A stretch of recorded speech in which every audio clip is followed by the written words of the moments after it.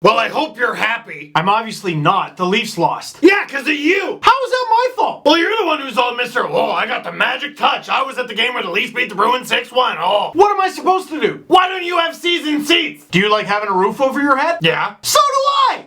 Woo! Are you just gonna get hammered? Get me a toaster. Magic angel robot from Winnipeg. What the hell are you talking about? This team is ruining my life.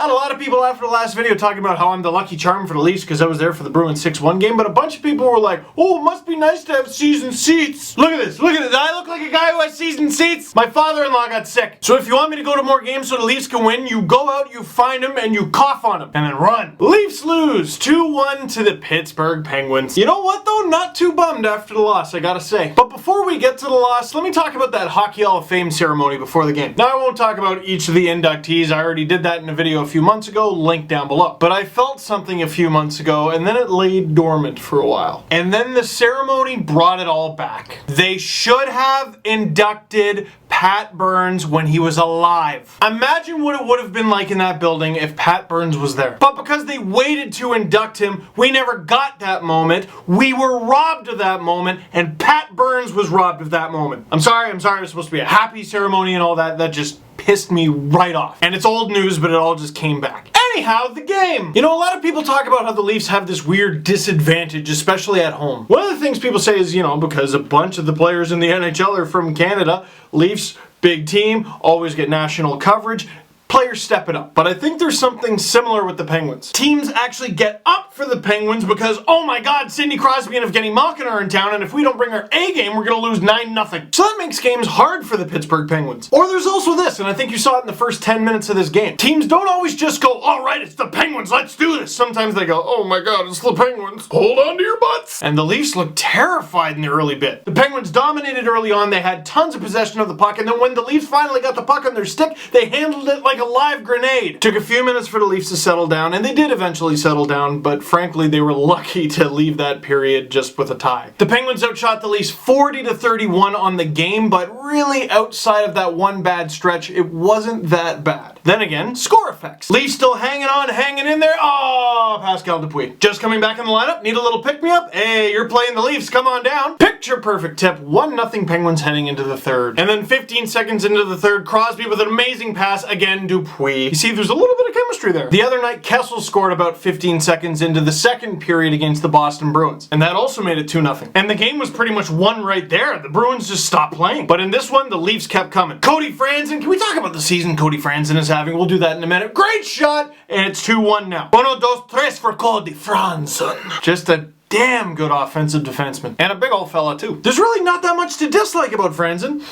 except for the occasional giveaway, which became a big hot button topic on Twitter. But if you've been watching the games this year, Franzen has cut way down on the brain farts. I would say the Leafs in general have cut down on the brain farts. Less brain flatulence in general. They've been eating fewer brain beans. About 2 minutes left in the game, Leafs still looking to tie, and Dion Phaneuf. Absolutely perfect hit on Patrick Hornqvist. Wasn't dirty, you shut your face, and Evgeny Malkin, no, I didn't care for it. I actually just, like me, a grown legal adult, took a break from shooting this, like in between the last thing I said and now, took a break from shooting this just so I could search for people on Twitter who thought that hit was dirty and retweet them because I think they're silly geese and it's funny to me. That hit wasn't dirty. That hit was clean. If that hit were a white dress shirt, you could wear it to a job interview with confidence. I mean, I think the Phaneuf hit was clean.